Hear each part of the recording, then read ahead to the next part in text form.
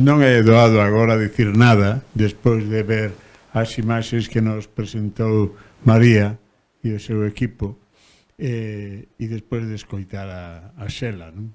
E os que convivimos con ela e os que vivimos con ela, pois non é nada doado dicir nada.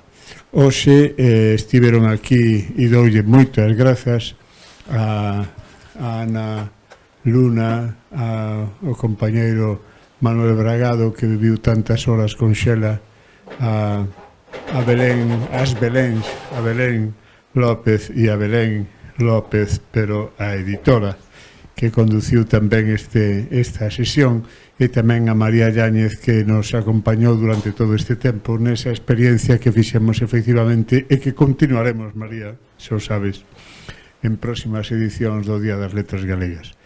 Digo que este ano foi un ano extraordinario, eso é certo, foi un ano extraordinario pola figura de Xela e polo xogo que nos daba a figura de Xela. Non todos os anos imos ter a oportunidade de que nos visite e de visitar a memoria dunha autora como é o caso de Xela Arias, e ademais tan próxima a nós, porque ademais da calidade literaria, Xela respira con todos nós, é dicir, os que compartimos o tempo con ela, os que limos a Xela, os que discutíamos con Xela, podemos hoxe falar de alguén que está tan vivo e tan próximo como os alumnos e alumnas dos institutos e dos centros docentes que este ano descubriron unha autora que respiraba como a eles, que miraba como a eles, que sentía as preocupacións que podían sentir eles. E iso é algo que as letras galegas necesitan, que a literatura galega necesita, e ademais é unha prova da nosa forza e da nosa vitalidade.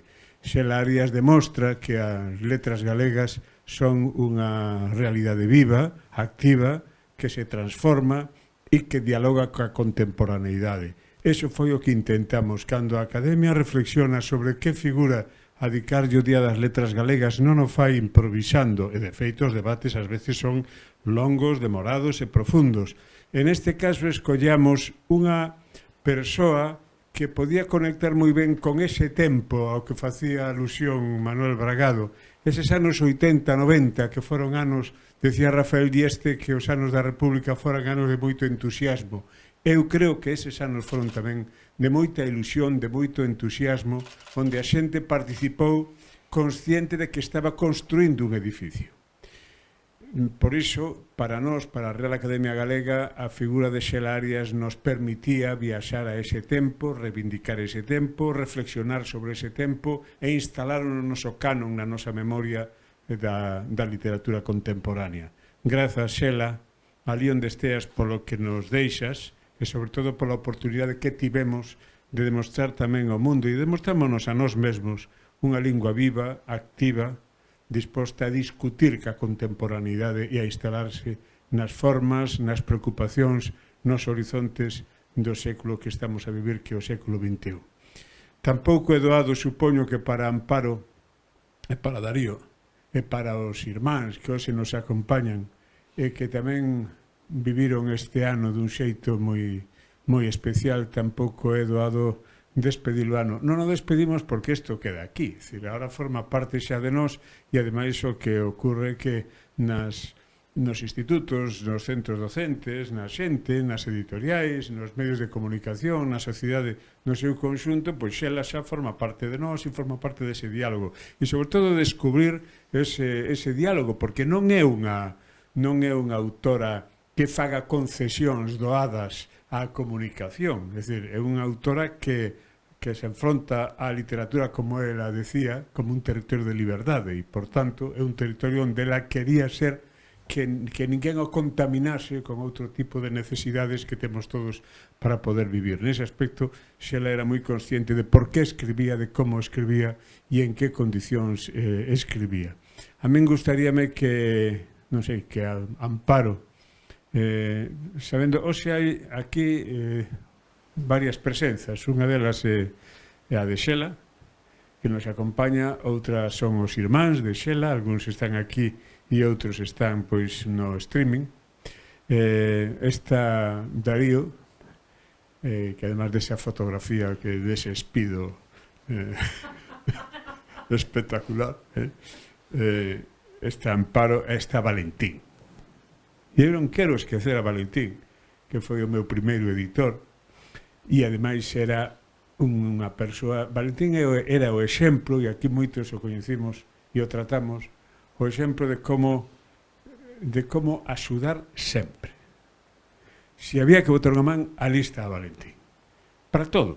Fora para axudar a poñer en marcha e avanzar co PSG, ou fora para editar e axudar e aconsellar e corregir e hasta poñer en galego libros que andan por aí de autores. E que é Valentín o autor deses libros. E el non o asinaba e decía, non, deixos a eles que ande.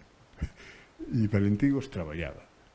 Algún deles levou algún premio nacional por aí. Bueno, non vou entrar en detalles, que esos son os segredos que os editores nos levaremos á tumba.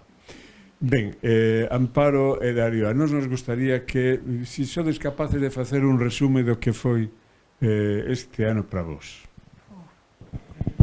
Bueno, pois para nós foi moi especial, como se pode imaginar. Primeiro porque foi un recordatorio que mesmo para nós, cousas que estaban olvidadas, pois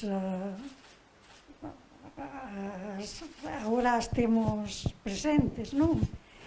E bueno, un ano moi especial, moi contentos porque a xente volcouse, toda a xente traballou e fixo cousas moi cariñosas e para nós foi moi satisfactorio, non? Eu non teño máis que dar as gracias e nada máis. A ver, Darío.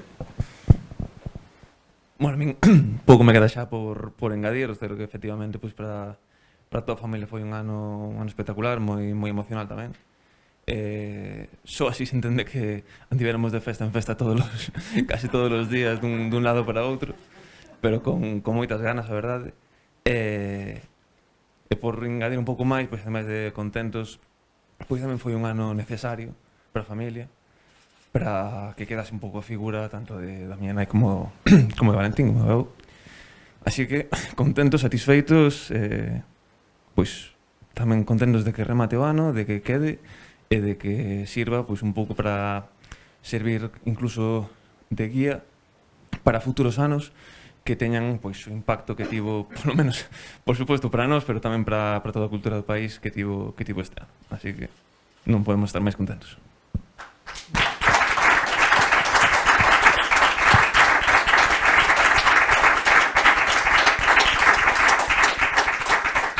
Pois despois da memoria de Xela non hai máis nada que dicir. Moitas grazas pola colaboración, os que estiveron hoxe, os que estiveron antes, en sesións anteriores. Aínda nos queda darlle punto final á Primavera das Letras.